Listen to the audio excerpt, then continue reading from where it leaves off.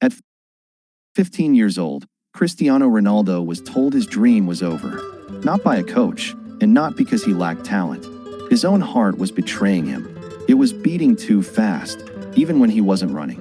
In the sterile white light of a hospital room in Lisbon, the boy from Madeira was told he had a condition that could lead to a heart attack on the pitch.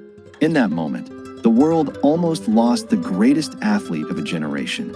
Welcome back to History Time. In episode 1, we saw the crybaby leave his island. Today, we witnessed the birth of the machine. This is the story of how a skinny kid with a racing heart became the most feared player in Europe. When Cristiano first arrived at the Sporting CP Academy, he was a target. He spoke with a thick, melodic Madeira accent that the city kids in Lisbon found hilarious.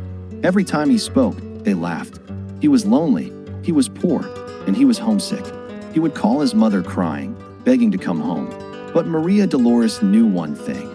If he came back to the island, his future would be trapped in the same cycle of poverty they had always known. She told him to stay. She told him to fight. So, Cristiano stopped talking and started working. While the other boys were sleeping in the dormitory, Ronaldo was sneaking into the gym. He used weights he wasn't supposed to touch, and he practiced his footwork in the hallways until the security guards kicked him out. He decided that if they were going to laugh at his voice, he would make them tremble at his feet. Then came the year 2000. The racing heart diagnosis. Doctors discovered that Cristiano suffered from tachycardia, a condition where the heart rate exceeds the normal resting rate. For a professional athlete, it was a death sentence for a career. His mother had to sign a waiver for a risky laser surgery to cauterize the area of his heart that was causing the irregular beat. Maria Dolores recalls that day with terror. "I was afraid he would never play football again," she said. But just hours after the surgery, Cristiano was awake. He didn't ask about his health. He didn't ask when he could go home. He asked, "When can I start training again?" A few days later, he was back on the pitch. His heart was fixed, and now, it beat with a rhythm that nothing could stop. Cristiano was no longer just the little B. He was becoming an obsession. He realized he was too skinny to compete with grown men. So he began a physical transformation that is now legendary. He strapped weights to his ankles while he dribbled to make his feet faster. He did 1,000 sit-ups a day. By age 17, he became the first player in Sporting's history to play for the under-16, under-17, under-18, the B team, and the first team, all within a single season. The scouts from across Europe began to circle. Arsenal, Juventus, and Barcelona were all watching. But destiny was waiting for a specific night in August 2003.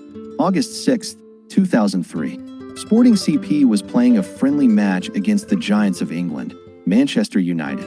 Sir Alex Ferguson's team had just arrived from a tiring tour in America. They expected a relaxed game. Instead, they met an 18-year-old with blonde highlights and feet that moved like lightning. Ronaldo was a whirlwind. He humiliated the United defenders.